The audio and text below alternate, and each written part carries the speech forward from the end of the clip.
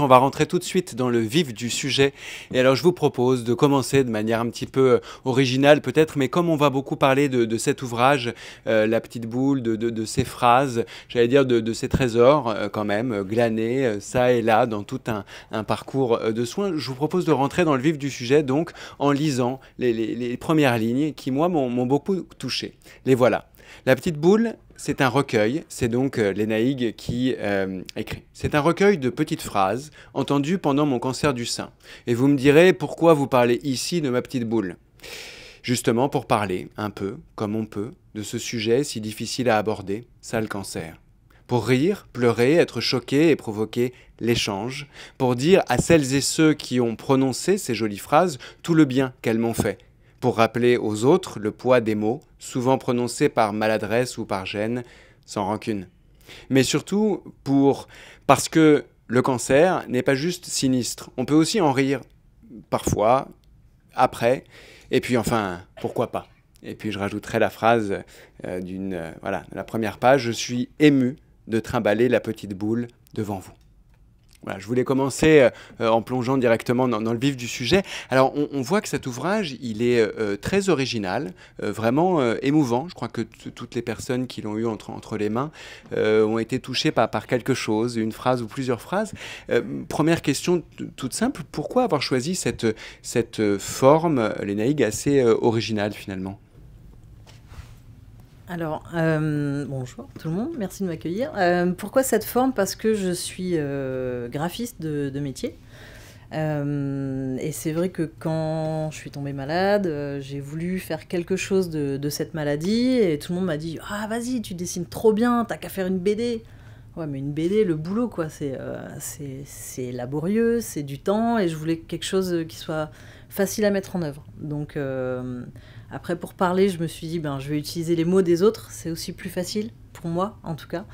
Donc je me suis dit voilà, une petite boule, il y avait le côté urgence, danger de la boule rouge. La petite boule, c'est aussi ce que j'ai ressenti quand j'ai fait de l'autopalpation.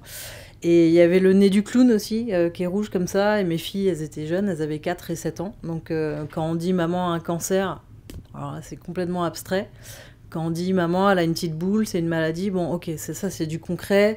Elles peuvent la dessiner, la gribouiller, prendre de la pâte à modeler, la défoncer. Voilà, ça leur permettait aussi de mieux comprendre ce que j'avais, quoi. Donc voilà, donc je me suis dit, bah, je vais faire un compte Instagram, bien planqué derrière mon écran. On ne saura pas que c'est moi, tranquille. Et puis c'était facile tous les jours de pouvoir mettre une phrase et puis de dessiner autour de la petite boule, quoi. Donc voilà. Alors, autopalpation, ça renvoie tout de suite à la question du diagnostic. Comment est-ce que c'est venu? Enfin voilà, peut-être quelques mots sur le diagnostic, cette première phase d'entrée dans cette traversée. Alors c'est un peu particulier, c'était au mois de mars 2014, ma maman m'appelle et elle me dit, voilà, on est samedi, j'ai une mauvaise nouvelle à t'annoncer. Ah, ok. Ta cousine Barbara fête ses 30 ans ce soir et lundi elle commence une chimio. Elle a un cancer du sein. Waouh. Bon, coup de massue. Et puis ben, ça m'est resté en tête dans la semaine. Et puis je me dis, ben, tiens, j'avais déjà eu une écho. Et puis j'avais vu le gynéco au mois de juillet. Mais bon, je me dis, bon, je vais quand même faire de l'autopalpation. Et l'importance du dépistage et des petites vidéos et de tout ce qu'on voit, de ce que font les assos, c'est que je touche, je ne sens rien. Je dis, oh, tranquille. Et puis je me dis, ah mais non, mais sur la vidéo, il disait qu'il fallait lever le bras comme ça et puis toucher. Et là, je sens une petite boule sous mes doigts. Et là, je dis, merde, il n'y a pas de hasard, ma mère qui m'appelle, ma cousine qui est... Donc là, c'était panique totale. Et c'est comme ça que j'ai découvert que j'avais un cancer. D'accord. Alors peut-être un petit mot sur cette question du diagnostic avec vous, donc docteur Alexandre Denonville, vous êtes oncologue ici. Voilà, ce diagnostic qui marque l'entrée dans la maladie, comment, dans votre expérience, il se passe le plus souvent? Est-ce que justement, de plus en plus, les patientes sont invitées à faire de l'autopalpation? Comment ça se passe? Est-ce que vous pouvez nous décrire un peu cette première phase? Bien sûr. D'abord, bonjour à tous. Donc, le diagnostic de cancer du sein, ça peut être plusieurs histoires. Enfin, il n'y a pas qu'un cancer du sein. Déjà, c'est un premier élément. Il y a différents types de cancer du sein, il y a différents stades de cancer du sein, et en fonction de ce stade, les symptômes sont potentiellement pas du tout les mêmes. C'est-à-dire que ça peut être des douleurs osseuses qui vont révéler des lésions à distance, des métastases, ou ça peut être le dépistage organisé. Donc, comme le disait Norbert Wey, de 50 à 74 ans, tous les 2 ans, les patientes sont invitées à faire une mammographie de dépistage. Et parfois, notamment chez les femmes hors population cible du dépistage organisé, c'est de l'autopalpation. Autopalpation qui est perçue de manière extrêmement différente en fonction des patientes. C'est-à-dire qu'il y a celles qui vont justement sentir une petite boule et s'inquiéter. Il y a celles qui vont sentir une petite boule et automatiquement se rassurer en se disant « mais non, c'est rien, ça me fait mal » ou « j'ai déjà entendu que le cancer, ça faisait pas mal ». Il y en a qui vont aller voir leur médecin qui potentiellement va lui aussi essayer de les rassurer. Il va « mais non, à votre âge ». Alors que le contraire arrive aussi, le médecin est extrêmement alarmiste, mais la patiente elle-même se dit « mais non, j'ai une ordonnance d'échographie, mais je vais pas y aller maintenant ». On a plein d'histoires comme ça. In fine, je pense que le message le plus important de ça, c'est qu'une petite boule dans le sein, ça s'explore. Qu'elle soit auto-palpée, qu'elle soit palpée par un médecin traitant, par un gynécologue, par une infirmière du travail, peu importe, il faut aller jusqu'au bout de l'exploration. Donc c'est quelque chose d'important de garder ça en tête, même chez une femme jeune, même chez un homme, une petite boule, ça s'explore. Merci. Peut-être un petit mot. Voilà, Niki Prodromou, vous êtes psychologue clinicienne ici dans Sémio. Peut-être un petit mot aussi justement sur cette étape si importante avec votre prise, parce que vous voyez que la richesse, la variété des interventions, c'est aussi que sur cette maladie, il peut y avoir des approches finalement très diverses qui se complètent, qui nourrissent les réflexions et le partage. Et donc c'est pour ça que je vous donne la parole tous les deux sur cette question. Oui, enfin, quand on parle d'une petite boule, il y a quelque chose qui est déjà dans la tête. Là où c'est très difficile, c'est, en tout cas, d'après ce que disent les dames, les femmes qui viennent, c'est lorsque la découverte s'est faite lors d'un dépistage systématique. Et alors là, c'est un vrai effondrement parce que les femmes ne sont pas préparées. Donc, du coup, il y a une espèce on se sent submergé par cette suspicion au début et puis après le diagnostic qui s'est fait. Donc voilà, dire que c'est un tremblement de terre, que c'est beaucoup de questions qui se bousculent dans la tête, qu'on pense à mille et une choses, que nous faisons des associations, des équivalences, des équations souvent néfastes et sombres, suivant l'expérience aussi qu'on a eue de la maladie dans sa famille. Et puis voilà, et donc nous, ici, on rencontre les patientes à ce moment-là. Mais quelquefois, des choses ont précédé leur venue à l'IPC parce qu'on a découvert, on a vu un médecin avant et on vient à l'IPC. Donc il y a parfois un cheminement qui a été fait. Et voilà, et on écoute ces moments de bascule, en fait, cette rencontre avec quelque chose qu'on n'a pas prévu, qu'on n'a pas été préparé. Et voilà, et on est là-dedans et on chemine autant de temps que c'est nécessaire pour les unes et pour les autres. Merci. Alors, vous l'avez dit, docteur, il y a des formes extrêmement... Voilà, il y a une première phrase qui s'affiche. Voilà, je vous laisse la lire, assez éloquente.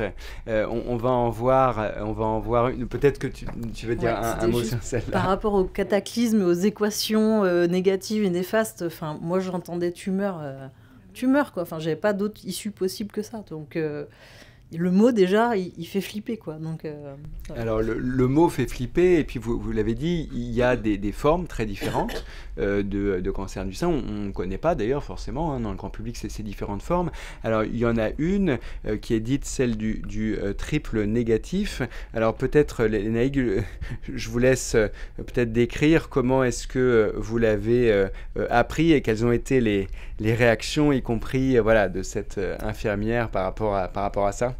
Ouais, Moi, je savais pas non plus. Enfin, pour moi, cancer du sein, bah ouais, c'est un cancer du sein. Mais non, il y en a plein. Ok. Donc, une fois qu'on sait qu'on n'a pas celui-là, qu'on n'a pas celui-là, qu'on n'a pas celui-là, et puis qu'on a triple négatif, on dit ah, pareil, c'est comme tumeur, ça pue quoi. C'est triple négatif, ok. Et l'infirmière, elle regarde. Ah bah il porte bien son nom celui-là. Ok, merci, c'est cool. Et puis voilà, ça c'est mon chirurgien qui m'a annoncé que j'avais un cancer et j'étais perdue, cataclysme total, choc psychologique, il avait marqué sur mon dossier. Et il me dit ça, respirer 3 fois par le nez, je suis restée regarder bêtement. Et donc après, je lui ai offert le livre, et puis il a vu le truc, il dit « Oh putain, ça c'est moi !» Et je dis « Ouais ». Il dit « Non mais la détresse, non, la maladresse du médecin par rapport à la détresse de sa patiente. » Il dit « Je voyais bien, je savais pas quoi faire. » Voilà, donc il a dit un truc qu'il pensait, la sophro instantanée, quoi, pouvait peut-être me sauver, mais ça n'a pas marché. Hein. Alors, cette question, cette phrase du chirurgien, bien sûr, ça soulève une question assez forte qui est le poids des mots, évidemment, qu'on va retrouver évidemment pendant toute cette heure. Peut-être, justement, vous qui êtes confronté à cette annonce à faire à des patientes, comment est-ce que vous vivez ce moment, ces moments voilà, comment ça se passe pour vous au quotidien dans votre travail ? Bon, même s'il y a un schéma un peu classique de l'annonce, j'ai envie de dire que chaque consultation d'annonce est un petit peu différente tout de même. Les mots comptent beaucoup. Dans une relation sociale classique, on va dire que l'intentionnalité compte beaucoup. C'est-à-dire que là, typiquement, l'intention était très bonne, mais la réception dans le contexte a été complexe. Donc je pense qu'il faut toujours garder ça en tête. C'est-à-dire que c'est pas forcément l'intention qu'on a d'émettre qui va compter dans cette situation-là. C'est qu'on a une patiente en face de nous qui, en fonction de l'avancée de la consultation d'annonce, ne va plus du tout absorber les choses de la même manière. Et ça demande... de la prudence quand on avance, ne serait-ce qu'en s'assurant régulièrement qu'on est toujours en contact avec la patiente, quoi, qu'elle n'est pas tout d'un coup complètement déconnectée de ce qu'on dit, qu'on ne l'a pas perdue. Donc ne serait-ce que d'avancer en fait de temps en temps aussi un peu à tâtons en interagissant avec elle, je pense que c'est une des méthodes qui peut nous aider. Oui. Oui, si je comprends bien, c'est une attention particulière à la réception des mots. Peut-être vous qui avez voilà, un soin tout particulier à la manière dont tout cela est reçu. Les mots pèsent, enfin, c'est pas rien ce qu'on dit, ce qu'on entend. Après, je dois dire que c'est aussi la question de la rencontre. C'est le diagnostic, c'est l'annonce, mais c'est aussi la rencontre entre deux personnes. Voilà, un médecin qui sait déjà quelque chose, qui peut aussi dire ce que l'avenir pourra être pour cette femme, et une dame qui arrive de l'âge du médecin, ou voilà, qui fait une impression. Et je pense que toutes ces petites choses déterminent la manière de se poser dans la consultation et faire l'annonce. Bon, après, voilà, l'expérience nous aide à ne pas se laisser déborder par ces paramètres, mais c'est aussi une question de rencontre d'un médecin qui a un savoir, qui va dire des choses que l'autre n'a pas envie d'entendre, parce que c'est ça, et une personne qui a peur et qui pense que son avenir va jouer à ce moment-là. Donc, c'est assez complexe, tout ça, mais voilà. Je pense que vous êtes expérimentés et on peut neutraliser un peu ces paramètres qui comptent quand même, mais voilà. Parce que la manière que tu as eu à présenter ces moments d'annonce était tout en sensibilité, très rigoureux. Donc voilà, c'est ça qu'il faut... Oui, c'est finalement trouver un équilibre entre des ajustements, une vraie rigueur, voilà, et une vraie sensibilité. Des ajustements qu'on fait spontanément, malgré nous, mais pour en effet que la patiente reste présente, qu'elle ne se sente pas maltraitée ou négligée dans ce qu'elle peut dire ou ce qu'elle peut ressentir. Alors, une fois que que la patiente, justement, a eu ce diagnostic, elle se retrouve, voilà, vous êtes retrouvés du coup à l'annoncer aussi aux autres. Et alors là, il y a aussi des très grandes variations dans la manière dont c'est reçu par les autres. Bon, on ne peut pas parler de tout, bien sûr, mais peut-être quand même, il y a cette réaction assez éloquente d'un collègue. Voilà, par rapport à ça, peut-être tu peux nous en dire quelques mots. Oui, donc sympa. Ça faisait 10 ans que je bossais avec lui, on s'entendait hyper bien jusqu'à ce jour. Non, ça a été compliqué. Moi, j'étais pour le coup au fond du trou, vraiment. Je suis quand même allée au boulot, mettre mes affaires propres et pouvoir faire des transmissions à mes collègues. Et lui, il arrive avec un sourire comme ça. Ah ouais, t'as un cancer? Bah, tu sais ce que c'est, hein, plus t'es jeune, plus t'as de chances de mourir. Donc, là, pareil, je m'écroule, je ne comprends pas. Je dis, mais pourquoi il est méchant? Enfin, moi, j'ai pris ça pour de la méchanceté. J'ai toujours pas compris, en fait, l'intérêt de cette phrase. Donc voilà, c'était un peu raide. Ouais. Oui, c'est effectivement particulièrement raide. Alors, on ne va pas citer que ça. Il y a des phrases absolument magnifiques aussi dans le livre, notamment d'Amy. Il y en a une que j'avais notée. Personne ne peut surmonter ça toute seule. Sers-toi de nous. Il y a quelque chose de très très beau. Voilà, elles n'apparaissent pas toutes à l'écran. Alors ça, c'est vraiment, on se rend compte qu'une fois que l'annonce est faite, finalement, il y a la nécessité de s'entourer, de bien s'entourer. Peut-être quelques mots sur... Oui, de bien s'entourer, bien sûr, et aussi un besoin de parler, de dire. Alors, peut-être là, je vais parler du travail des psychologues. Hein.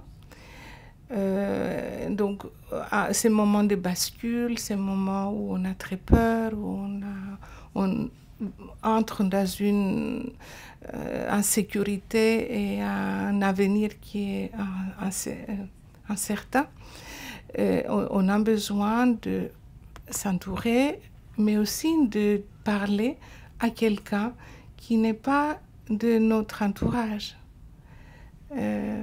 Et donc, à ce moment-là, il peut y avoir une demande pour rencontrer un psychologue qui n'a aucun lien avec nous, mais qui est formé pour nous écouter dans tout ce qui est les plus intimes, les plus privés, dans les pensées les plus sombres qu'on n'a pas envie de dire à son partenaire, qu'on n'a pas...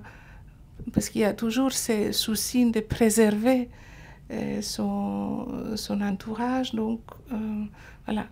On a envie de s'entourer, de sentir qu'on a des personnes autour de nous sur lesquelles nous pouvons nous appuyer, mais avec ce souci de ne pas trop peser, de ne pas les bousculer pour qu'ils restent auprès de nous les plus intacts et les plus longtemps possible. Donc, à ce moment-là, le psychologue peut trouver sa place aussi dans cette offre de parole qu'on fait aux patientes, parce qu'on est formé pour écouter et parce qu'ils ont la liberté de dire en fait ce qu'ils ont peur de dire à l'entourage, et puis pour essayer un petit peu de penser les choses avec une autre personne qui n'est pas impliquée émotionnellement et affectivement avec elle. J'ai répondu. Je sais pas. Pour ça, il faut des psychologues. Vous avez beaucoup de chance d'avoir l'IPC. Moi, je vis en Bretagne, dans les Côtes-d'Armor, à Saint-Brieuc, et je n'ai à ce jour toujours pas vu de psychologue, 10 ans après. J'en ai vu une, je mens, j'en ai vu une qui... donc, alors, on m'a appris ça, c'était le 4 avril, c'était 60 ans de mon papa, je m'en rappelle. Donc j'ai appelé pour demander à voir quelqu'un. On m'a dit, ah bah oui, mais là, c'est les vacances de Pâques, hein, donc essayez plus tard. Donc j'ai rappelé au mois de mai, et au mois de mai on dit bah mais là c'est les ponts, hein, donc c'est pas possible. Et après en juin il n'y avait plus personne, et puis l'été il n'y avait plus personne non plus, et enfin voilà. Et après j'ai été hospitalisée, donc là ça allait vraiment pas. c'était très très noir là, j'étais vraiment au fond du trou et j'ai insisté, j'ai dit il faut vraiment que je voie quelqu'un parce que là psychologiquement je suis en train de perdre pied. Donc j'ai rassemblé le peu de force que j'avais pour m'asseoir dans mon lit et il y a la psychologue qui est arrivée et qui s'est assise au fond du fauteuil comme ça. Bon alors qu'est-ce qu'il y a? Voilà. Donc voilà, j'ai rien pu dire et ma relation au psychologue s'arrête là. Donc, c'est pour ça que j'ai fait la petite boule. Non mais c'est ça en fait. C'est ça qui compte, c'est d'en faire quelque chose et vous l'avez fait. Après oui, encore une fois, c'est une question de rencontre, les psychologues. Hein. Ça peut coller comme ça peut ne pas coller. Et après, on met du temps à rencontrer la personne qui nous convient, qui nous donne envie de parler et qu'on sent qu'il va nous écouter. Donc, ouais, mais le truc, c'est que nous, il n'y en a qu'une. Et oui, c'est ça. Nous, on est 5 en fait. Mais l'IPC est un très grand hôpital. Et quelquefois, on n'arrive pas à répondre à toutes les demandes. Mais c'est vrai que ce que vous décrivez, Léna, c'est la caricature un peu du psychologue qui s'assoit et qui est là dans les silences et qui vous demande de parler. Enfin, on peut expliquer ça par le fait qu'il vous laisse la place pour lui parler. Après c'est aussi l'image qu'on a du psychologue quand on va dans un cabinet de psychologue et voilà, il est dans les silences. Mais ici, je pense que le silence est mal vécu parce que c'est très mortifère. Les silences, enfin, de notre part, en fait, on a... ici, on accompagne, en fait, par une forme de présence, par... voilà, chacun à sa manière, bien sûr. Mais voilà. Enfin, c'est... Alors, il y a aussi un certain nombre de réactions qui viennent. J'en ai noté une qui est assez savoureuse quand même, dans une salle d'attente, je crois, c'est ça. Vous savez, bon, ça se soigne facile, hein, j'en ai eu plein. Voilà, c'est ce qui est quand même assez étonnant, peut-être un mot. Non, mais parce qu'il y a différents... Voilà, parfois, il y a les réactions qu'on a de proches, de médecins, et puis il y a la société un peu dans son ensemble. Bah, là, je pense qu'elle voulait vraiment me rassurer, la dame. Raté. Non, c'était très gentil. Elle voyait que ça allait pas. Et puis, elle attendait aussi. Et puis, ah, mais pas de problème. Enfin, du coup, je me suis dit, ah ouais, mais en fait, ça peut durer longtemps. Ça peut revenir plein de fois. Et j'avais même pas conscientisé ça, que elle me le mettait comme ça. J'ai dit, oh non, au secours. Alors, il y a la phrase aussi que tu as affichée à l'écran, là, qui aussi résume bien, tout simplement, un sentiment diffus encore quand même dans l'ensemble de la société. Je sais pas quoi te dire, je suis désolé. Tout simplement, cette espèce de gêne encore diffuse, voilà, ressentie avec des intensités variables. Ouais, ça c'est un ami proche qui, à partir du moment où il a su que j'étais malade, plus de son, plus d'image, rien. Même pas un SMS, que dalle. Et au bout de 3 mois, j'ai reçu ce SMS et ça m'a fait du bien quand même. Je me dis, ben, ouais, j'existe encore, il m'a pas oublié, c'est juste qu'il est hyper mal à l'aise. C'est un gars, ça touche le sein, la féminité. Donc voilà, il a quand même dit, je suis là, mais je sais pas quoi dire, quoi faire. C'est vrai que c'est pas facile pour l'entourage, que ce soit familial ou amical ou même les autres, quoi. Donc, Je pense qu'on peut envisager la maladie quand elle est loin de nous, en fait. À partir du moment où ça touche notre entourage, notre voisin, notre ami, eh ben, c'est plus pareil. On n'a pas les mêmes regards, on a peur pour soi, en fait. On se dit, puisque ça c'est arrivé à elle, pourquoi pas moi? Donc, souvent, on observe ce retrait. Pas par désintérêt, mais parce que tout d'un coup, on se dit là, c'est pas loin de moi, donc ça peut aussi m'arriver. peut-être aussi un mot de l'oncologue justement sur ça, sur comment est-ce que finalement la perception de la maladie peut varier. Et puis aussi un mot aussi, savoir si vous aviez du coup dans un certain nombre de phases, les femmes venaient seules, accompagnées de la famille, des amis, leur conjoint, enfin comment ça se passe, peut-être quelques mots sur ça. Alors encore une fois, on voit de tout. On voit de tout, donc il y a des patientes qui viennent en famille, enfin quand je dis en famille, c'est en famille au sens large, c'est-à-dire qu'il y a les deux sœurs, la maman, le frère, le mari, et on rajoute des chaises dans la salle de consultation pour que tout le monde puisse entendre, et on est toujours content qu'il y ait quelques paires d'oreilles en plus, parce qu'il y a beaucoup d'informations qui passent. Et puis il y a des patientes qui viennent seules. Et elles viennent seules, encore une fois, pour plusieurs raisons, parfois parce qu'elles sont seules, mais aussi parfois parce qu'elles veulent pas forcément tout de suite intégrer tout le monde. Et tout à l'heure, il y a eu plusieurs mots de Niki, de Lénaïque, qui étaient un peu le patient qui veut pas forcément en parler à ses enfants, qui veut pas forcément en parler à ses enfants, à ses amis, à ses parents, à son mari. En fait, le patient qui lui-même veut prendre soin des autres. Le malade qui veut prendre soin des autres.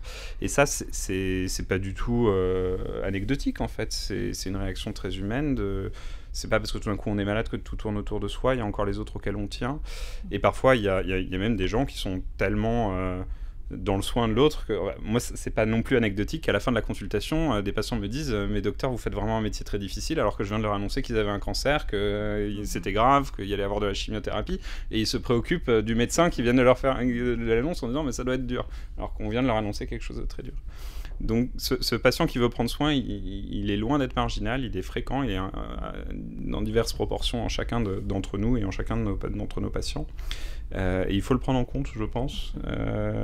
Le déculpabiliser, on n'est jamais responsable de sa maladie, hein, peu importe les facteurs de risque existants.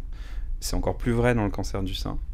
Il y a des facteurs de risque qui sont rapportés, mais peu dans les comportements. Le cancer du sein, c'est une femme sur 8 au cours de sa vie, c'est quelque chose d'extrêmement fréquent.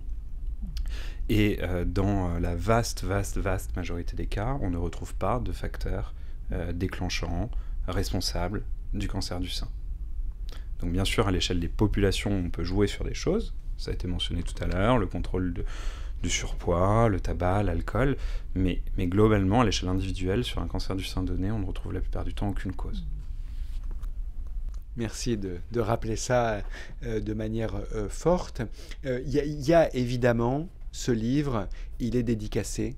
Il est dédicacé à vos filles, voilà, vos 2 filles. Alors évidemment, il y a des perles là avec vos filles. Alors j'en ai noté une qui est très drôle quand même. Maman, même chauve, tu souris, ou j'aimerais te prendre dans mes bras. Enfin, il y a vraiment quelque chose. Oui, ah oui, bah super. Quand tu seras vieille, tes seins tomberont. Enfin voilà, il y a vraiment beaucoup de phrases qui tout d'un coup montre à quel point est-ce que vos filles sont rentrées dans la bataille. Enfin, je vous laisserai agir à ça. Alors, donc effectivement, j'ai 2 filles, Louise et Joséphine, qui avaient 7 et 4 ans. Et elles ont eu des réactions très différentes. La première, donc, qui avait 7 ans, elle était... Ça n'existe pas, je fais comme d'habitude, je fous le dawa, elle se rappelait juste que le mardi, il fallait pas faire de bruit. Mais sinon, c'était... il se passe rien d'inhabituel, on fait... Voilà, il se passe rien, maman est pas malade, on avance. Et la deuxième qui était « Oh, mais j'aime bien quand t'es chauve, c'est tout doux ». Elle me sortait ses perruques de Réponse, de Blanche-Neige, donc je faisais des défilés avec les perruques Disney. Mais c'était une force. Et ma plus grande angoisse, c'était ça. Je me suis dit, mais qu'est-ce que j'ai comme souvenir de ma mère à 4 ans, moi ? Rien. Enfin, pas grand-chose. Les photos. Et je me dis, ben là, si je meurs, en fait, mes filles se rappelleront de rien de moi, quoi. Oh, c'était le flip total. Et en même temps, un moteur pour me dire, bon, allez, tu serres les dents, tu t'accroches, la chimio, tu vas arrêter, mais tant pis, tu continues. Et puis voilà, quoi. Et j'ai de la chance, je suis là, donc c'est cool. Et puis avec cette innocence de l'enfance qui peut être aussi assez brutale, avec cette phrase notamment là dans le livre, « Bon maman, du coup tu meurs quand ?» voilà, qui est quand même assez... On voit que finalement, du coup, ça amène ces réflexions sur la mort, la maladie, à des enfants. Et ça, c'est pas évident. On sait pas trop comment parler à ces enfants de tout ça. Non. Alors, il y a des livres qui sont bien faits. J'en avais à la Ligue contre le cancer qui m'en avait prêté. Et puis, pareil, il fallait conscientiser la maladie. Enfin, le spectre est quand même assez limité à cet âge-là. C'est gastro, grippe, rhume, angine. Mais cancer, et puis quand elle nous a sorti ça, Joséphine a dit bon, voilà, elle a compris l'enjeu là. Donc, mais c'était, alors comme ça, c'était très naïf et pas, elle pleurait pas. Enfin, elle était, oui bon bah ça y est, j'ai compris, ça va être, tu peux mourir, mais c'est abstrait mourir en même temps à 4 ans. Donc, mais ouais, celle-là, il fallait l'encaisser mal. Oui, il y a beaucoup de maladies finalement qui, vues par des yeux d'enfants, c'est très délicat. Je pense aussi à la dépression d'ailleurs, voilà, qui peut accompagner la maladie ou pas, hein, voilà, ou qui peut en être une autre. Peut-être un mot de réaction sur justement comment est-ce que dans les différentes sphères de la famille et notamment chez les enfants, ça peut être reçu et peut-être des choses à faire ou à ne pas faire par rapport aux enfants. L'annonce de la maladie, c'est ça? On a des consultations en fait qui sont où les couples viennent avec cette question, comment en parler à mes enfants. Donc bien sûr, suivant l'âge de l'enfant, on fait bien la différence par rapport à l'âge. On ne dit pas les choses à un enfant de 4 ans comme on le dirait à un adolescent de 15 ans. Donc ça c'est... Mais ce qu'on met en exergue, en fait, c'est le droit de l'enfant d'être informé de ce qui arrive aux parents, notamment la maladie. Et donc, et que nous, on est favorable, en fait, à ce que les parents disent les choses aux enfants. Peut-être pas tout dire, mais tout ce qu'on doit leur dire doit être des choses vraies, des choses qui n'apportent pas confusion, mais plutôt des choses qui structurent ceux qui ont déjà vécu, en fait. Parce que, figurez-vous, on vit tous ensemble, on sait qu'on a un rendez-vous à l'IPC, on a fait une mammo, on est rentré à la maison avec un premier diagnostic. La dynamique familiale change, les enfants pigent très rapidement tous les changements dans la famille, la tristesse de maman, le papa qui est très précautionneux avec maman. Enfin, tout ça, les enfants les ont pigés. Donc, le devoir des parents, c'est de ne pas laisser l'imaginaire, en fait. On sait qu'il est très fertile chez les enfants. Enfin, leur faire imaginer le pire. Donc, voilà, pour ces raisons, on aide les parents à parler avec les enfants. Ce n'est jamais les psychologues qui parlent à la place des parents, mais nous aidons, on ne connaît pas, nous, les enfants de nos patients, mais nous les aidons à parler sincèrement et avec les enfants, et les papas aident les mamans à faire ça, et pour la majorité des cas. Et puis voilà. Alors, dans la maladie, il y a évidemment la phase active avec la question des traitements. Notamment, alors là il y a quand même une phrase savoureuse, là pareil que j'ai retenue, c'est je sais pas dans quel contexte c'est arrivé, une dame qui vous a dit: je connais une dame qui a guéri en buvant des tisanes à cornes de rhinocéros. Voilà, peut-être un petit mot sur le contexte, et puis ensuite on verra comment est-ce que finalement avec cette maladie ou voilà, d'autres maladies, avec le contexte psychologique aussi, eh ben, il peut y avoir ce genre de choses qui émergent. Ouais, c'est ma voisine qui, pareil, elle veut m'aider, donc elle n'est pas médecin, donc elle ne pourra pas m'aider vraiment sur le plan médical, mais peut-être que sur le plan paramédical, il y a des miracles, et on a envie de pouvoir se raccrocher à un truc, à tout en fait, à tout ce qui peut nous permettre d'être encore là plus tard et de s'en sortir. Donc, avec cornes de rhinocéros, Bon, moi, j'y ai pas cru, j'ai pas cherché, enfin, j'ai un copain qui est décédé d'un glioblastome aussi, et alors lui, il achetait plein de trucs en Chine, quoi. Ce genre de choses, quoi. Parce qu'il disait, non, mais la médecine contemporaine, européenne, enfin occidentale, faut faire la médecine chinoise avec plein de trucs différents. Bon, bah, ça marche pas non plus à tous les coups, mais il fallait qu'il se raccroche à ça parce qu'il savait, on lui avait dit qu'il était condamné, donc il a essayé de tout le reste, quoi. Alors peut-être, évidemment, je vous laisse réagir sur cette question voilà, des traitements. Comment est-ce que vous vous situez par rapport à tout ça, et surtout comment, aussi on verra avec Niki, comment faire avec voilà, des patients qui peuvent, du coup, vu le contexte, éventuellement sortir d'un parcours de soins, etc. Comment on fait avec tout ça? Là, dans ce que vous avez raconté, ça montre une situation extrêmement concrète. C'est qu'on a tous en fait une voisine qui nous vaut du bien, hein. Votre voisine, en vous recommandant la corne de rhino, elle voulait participer, elle voulait aider. Et ça, c'est quelque chose, on va toujours le mentionner avec les patients. C'est-à-dire que vous allez avoir autour de vous des gens qui vont vous mettre de très bonne volonté et vous recommander plein de traitements alternatifs, de choses ou quoi que ce soit. Donc le plus simple, c'est de dire oui et de ne pas prendre. Comme ça, il n'y a pas d'argument et de débat pendant des heures. Mais néanmoins, en effet, c'est une problématique centrale. Il faut se dire qu'on a la chance d'avoir une recherche extrêmement dynamique dans le cancer du sein qui a abouti à des traitements concrets dans la prise en charge de cette maladie, y compris l'immunothérapie, comme on l'a mentionné en début de cette prise en charge, où les équipes de l'IPC ont participé, bien sûr. Et ces traitements, ils ont vraiment changé l'histoire naturelle de ce cancer. C'est-à-dire que le cancer du sein, quand on voit des mots comme « ça se guérit bien » ou quoi que ce soit, bah, oui, ça se guérit bien dans beaucoup de cas, grâce aux traitements actuels. Y compris avec des stratégies maintenant de désescalade, mais aussi avec des besoins parfois d'escalade et d'intensification pour certaines patientes avec des cancers du sein particulièrement graves. Donc c'est grâce à ces médicaments-là. Et il faut vraiment en avoir conscience, c'est-à-dire que quand on regarde les chiffres il y a 20 ans et les chiffres aujourd'hui, alors oui, il y a peut-être plus de cancers du sein en France en 2024 qu'en 1995, hein, puisqu'il y en a 2 fois plus.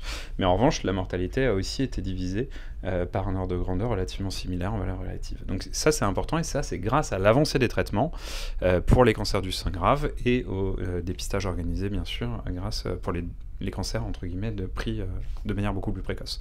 Donc c'est très important. Alors ça répond aussi à un besoin des patients, c'est-à-dire qu'ils ont besoin d'être actifs. Quand on vient nous parler de phytothérapie, ça va au-delà en fait de est-ce que vos traitements, de la remise en question de nos traitements qui peut arriver, et ça heureusement c'est marginal, mais quelque chose qui est fréquent, c'est on a besoin de participer, on a besoin de faire plus. Alors nous on arrive déjà avec une pile d'ordonnances grosses comme ça, entre les traitements pour la nausée, le traitement pour les vomissements, pour la diarrhée, pour les aftes, enfin on leur prescrit beaucoup de choses, mais malgré ça ils demandent d'être un peu plus actifs. Et ça, cette demande, il faut vraiment l'entendre et intégrer au plus tôt tout ce qui peut aider les patients. C'est-à-dire que quand on dit que le cancer c'est une maladie particulière et qu'il faut être un centre spécialisé, on ne parle pas que de la technique, on ne parle pas que de l'expertise médicale.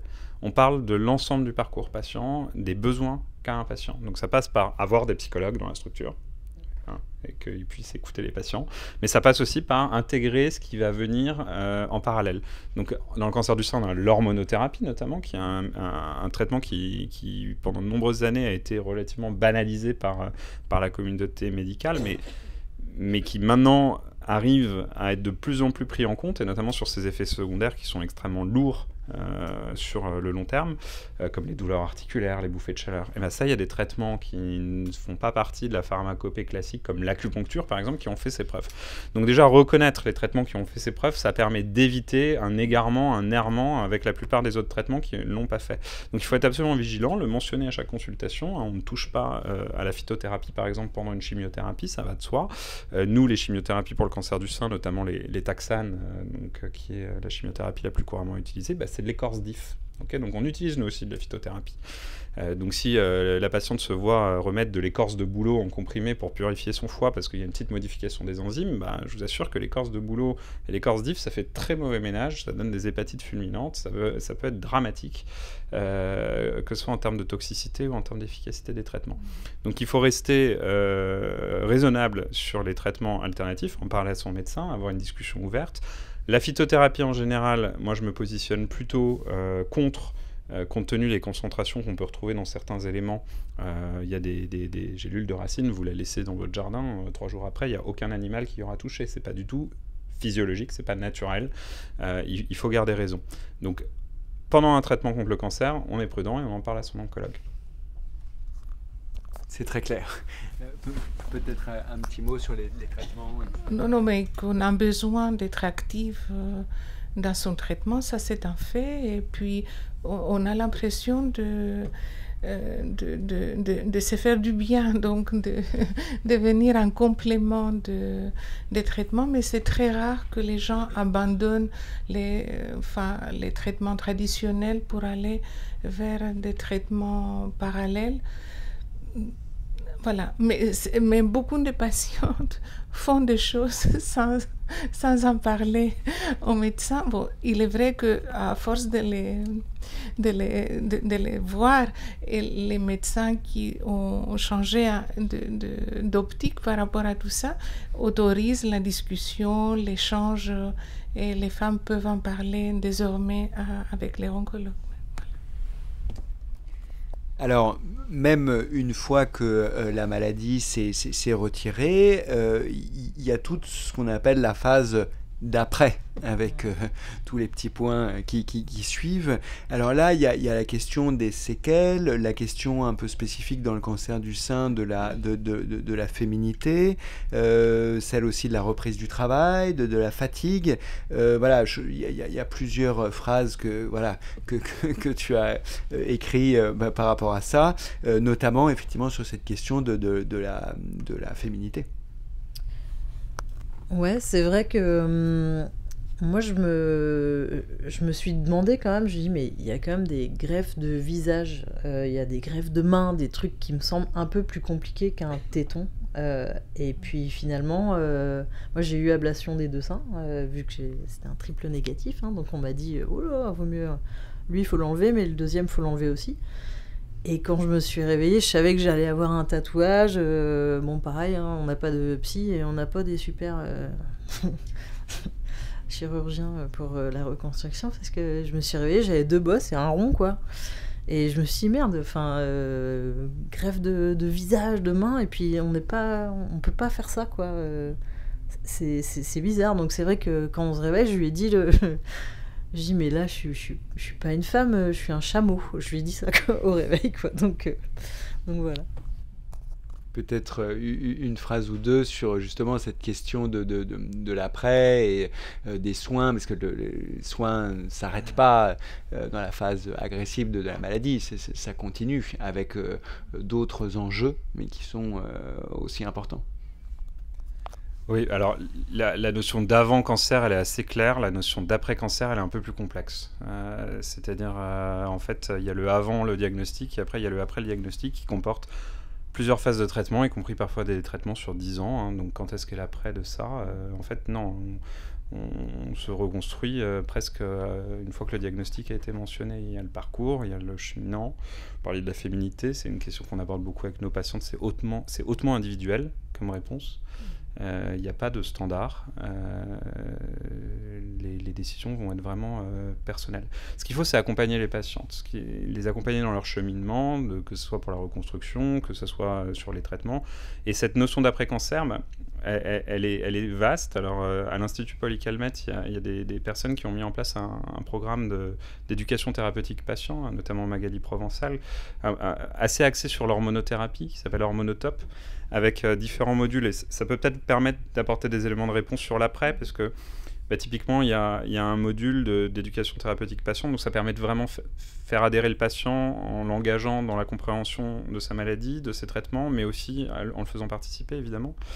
Il y a un module sur mon nouveau moi, C'est-à-dire s'accepter, ne serait-ce que physiquement, avec un sein ou 2 seins en moins. Sans ses cheveux, avec les cheveux qui repoussent différemment, avec des séquelles, comme vous le mentionnez, de la chimiothérapie. Ces chimios, ces hormonothérapies, elles peuvent avoir de lourds impacts hormonaux, y compris avec des répercussions sur la libido. Donc il y a un module libido et vie intime. Retourner au travail, le regard des collègues après la chimio, après le cancer, après est-ce qu'on a envie de refaire la même chose, est-ce qu'on remet toute sa vie en question, enfin, donc il y a un module sur l'accompagnement du retour à l'activité professionnelle. Donc il y a 8 modules au total, et tout ça pour justement essayer d'accompagner le patient dans l'après. Mais je pense que cet accompagnement, il débute en fait au diagnostic. Il y a pas, même si le traitement va durer 10 ans, en fait, il y a quand même un avant qui est clair et un après qui est beaucoup plus continu. Alors comment ça s'est passé justement pour toi, Lénaïque, cette reprise du travail, avec la fatigue, et puis aussi avec ce que tu décris très bien, c'est-à-dire cette espèce un peu de lassitude des gens qui disent bon bah ça va, hein, on t'a soutenu là pendant ta maladie, maintenant c'est fini, hein, vas-y on passe, vas-y on fait la fête, maintenant on passe à la vie habituelle. Oui, il y a l'envie aussi que j'aille mieux, je pense aussi. C'est aussi de tourner la page et que tout le monde tourne la page avec moi et on passe à autre chose. On n'a plus envie de te voir comme ça. Pour la reprise du travail, ça a été un peu compliqué parce que mon patron a refusé que je reprenne... il a dit OK pour un mi-temps thérapeutique, mais par contre, tu fais 3 jours d'affilée et tu bosses pas le jeudi-vendredi. Sauf que faire une journée entière, c'était hyper dur. Enfin, j'arrivais pas. Enfin, si, je l'ai fait, mais j'arrivais à 19h30 à la maison, je faisais un bisou aux filles et je montais me coucher, quoi. Ça a été hyper dur. Alors, j'ai repris assez rapidement aussi, 3 semaines après la dernière opération, parce qu'il n'y avait pas de complémentaire dans ma boîte, on était une toute petite boîte, et que financièrement, c'était compliqué. Donc, j'ai repris rapidement. Et pas dans des conditions adéquates et sur un rythme comme tout le monde. J'avais des nouveaux collègues, ils les avaient pas prévenus que j'avais le droit de partir un peu plus tôt, pourquoi j'étais pas là le jeudi vendredi, personne savait, donc je disais c'est quoi cette feignasse, il n'y a pas eu de communication du tout, et moi je leur ai dit au bout d'un moment, je dis mais Christophe vous a dit pourquoi je... non, tout le monde se demande. Oui, Niki, justement, peut-être sur cette phase d'après, mais qui est une phase, finalement, où les patients ne sont pas encore du tout en forme et ne peuvent pas répondre à un certain nombre d'injonctions, peut-être, de la société, injonctions qui peuvent être pas toujours malveillantes, mais qui sont bien là. Comment accompagner cette phase spécifique ? Peut-être 2 choses, mais peut-être que c'était valable à une époque où il n'y avait pas ces traitements après qui prenaient beaucoup de temps. Donc on a toujours dit que la fin des traitements ne rime pas avec réjouissance. Et on a beaucoup de patientes qui viennent à la fin de leur traitement, en tout cas la chimiothérapie, dans un désarroi complet, parce qu'elles pensaient se retrouver comme avant. Et ce n'est pas tout à fait possible, en tout cas à ce moment. Déjà physiquement, mais aussi psychologiquement, parce que la rémission du corps ne rime pas avec la rémission psychologique. Quand une patiente vous dit qu'après tout ça, elle a eu l'impression de vivre un tremblement de terre, donc après un tremblement de terre, la reconstruction est longue. Donc voilà, on a beaucoup de nos consultations qui ont lieu à ces moments de fin de traitement. Et une dernière chose, ce qui fait souffrir aussi, c'est le décalage avec l'environnement, parce que souvent l'entourage pense que la fin de la chimio, c'est la guérison et que c'est comme une page qu'on tourne, alors que c'est pas tout à fait ça. La patiente ne se sent pas encore remise. Donc psychologiquement n'est pas encore réparé, et donc ça crée des décalages, des dysfonctionnements, et donc l'après-traitement est aussi important que l'avant-traitement, jusqu'au moment où on finira par se dire je me retrouve comme avant et autrement. Ça c'est important, je voulais le dire. Je me retrouve comme avant et autrement. Effectivement, je me permets de le répéter. Parce que, voilà, on a beaucoup parlé là de difficultés, on a beaucoup parlé de la manière, c'est pas évident, au travail ou ailleurs, mais il y a aussi des pages vraiment lumineuses hein. Dans le livre, à la fin, j'ai décidé de profiter à fond de tout. Il y a quelque chose aussi de choses qui s'ouvrent. Alors, c'est pas comme avant, mais finalement, ça a aussi permis d'ouvrir des champs. Alors, qu'est-ce que ça a pu ouvrir en toi?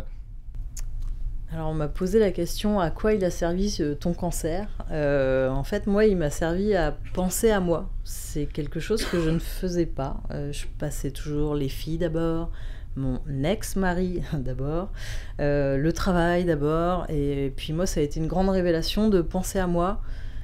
Et c'est vraiment chouette, quoi. Enfin, franchement, je vais pas dire merci le cancer parce que ça a vraiment été dur, mais presque en fait. Moi, ça m'a changé la vie, mais que en bien. Tout l'après-cancer, alors c'est dur, il y a le physique, psychologique, tout ça, mais par contre, je vois la vie complètement différemment et je profite. Ce que j'avais décidé, c'est d'avoir plein de premières fois. Parce qu'il y a plein de premières fois quand on est jeune, quoi. Mais là, je me dis, bah non, j'ai envie de faire ça. Je vais pas dire, j'ai pas tout, j'ai pas le temps, j'ai pas machin. Je dis, bah je mets tout en œuvre pour arriver à faire ça. Et c'est comme la première gorgée de bière. Là, c'était plein de nouvelles premières fois. Donc j'ai décidé d'avoir plein de premières fois. Donc j'ai encore eu plein de premières fois et je continue, quoi. C'est gros kiff. Alors, à quel moment, justement, quand on est médecin, on juge que, voilà, ça y est, la maladie est terminée? Est-ce qu'on peut d'ailleurs se dire à un moment donné cela? Est-ce que vous pouvez nous éclairer en quelques mots sur ça? Ça, je pense qu'on on n'est pas tous d'accord hein, en tant que médecin sur est-ce qu'on guérit d'un cancer, comment on guérit, qu'est-ce que c'est que la guérison. Moi, je réfléchis de manière extrêmement simple, hein, c'est-à-dire que si le cancer il est localisé, qu'on peut l'opérer, et ben on a un objectif, c'est la guérison, d'accord, et c'est pour ça qu'on va se battre, c'est pour ça qu'on va faire des traitements très intensifs, les chimiothérapies, les immunothérapies, les hormonothérapies. L'objectif, il est clair, c'est on met cette histoire derrière vous et on vise la guérison. Donc pour moi, tous les cancers du sein localisés, à partir du moment où on les a opérés, entre guillemets, ils sont guéris, mais on met quand même des guillemets, parce que derrière, il y a un risque, et ce risque, c'est qu'ils reviennent.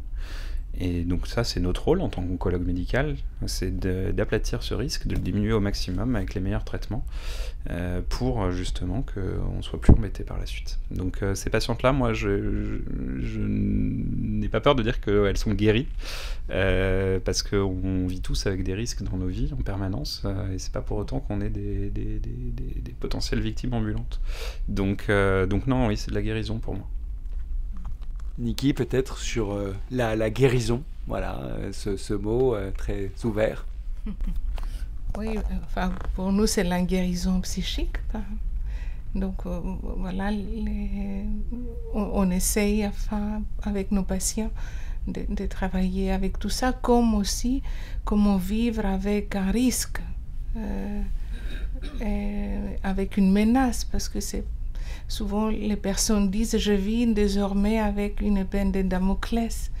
Je ne sais pas, peut-être que vous l'entendez dans vos consultations, mais voilà, l'épée de Damoclès est là, sauf que de tous les jours, sauf qu'on n'y pense pas. Mais donc, c'est vivre avec, continuer à vivre avec un risque, mais qui n'empêche pas la vie, parce que la vie avant tout, enfin, c'est le travail de Léna, c'est voilà, la vie avant tout. Voilà. Voilà, peut-être une dernière phrase, je ne sais pas si tu veux en choisir une. Alors moi je te dis, il y en a une qui m'a touché particulièrement, c'est tout simplement une phrase d'un ou d'une amie, d'ailleurs je ne sais pas. J'aimerais te prendre dans mes bras, c'est con la pudeur, c'est ça. Voilà, je la redis parce que vraiment je la trouve très belle. J'aimerais te prendre dans mes bras, c'est con la pudeur. Est-ce qu'il y a une phrase en conclusion? Ça, c'est ma radiologue qui m'avait dit ça. Elle a pas fait exprès. Donc ça, c'est mes filles, effectivement. Mes filles aussi. Prix Nobel de littérature, je pense. Futur. Alors ça, c'était leur question aussi. Est-ce que, voilà, ils ont compris que c'était génétique, donc est-ce qu'on va me couper les seins aussi à 10 ans Bon, les questions se posent. Ça, c'est par rapport aux cicatrices. La petite qui m'avait dit ça, je trouvais ça assez poétique. C'est pas grave, c'est juste que tes seins, ils dorment. Et je me dis, ouais, avec les yeux d'un enfant, en fait, tout peut être beau, quoi. Donc, c'était chouette. Bon, ça, c'est les copines. Voilà. Ben ça, c'est pas mal pour finir la force de vie qu'il y a en nous. C'est vrai qu'on trouve des ressources complètement insoupçonnées et c'est assez fort. Tout le monde dit ah, t'as du courage. Je dis bah j'ai pas le choix, mais en fait c'est la vie quoi. La vie qui est en nous et on la sublime quoi.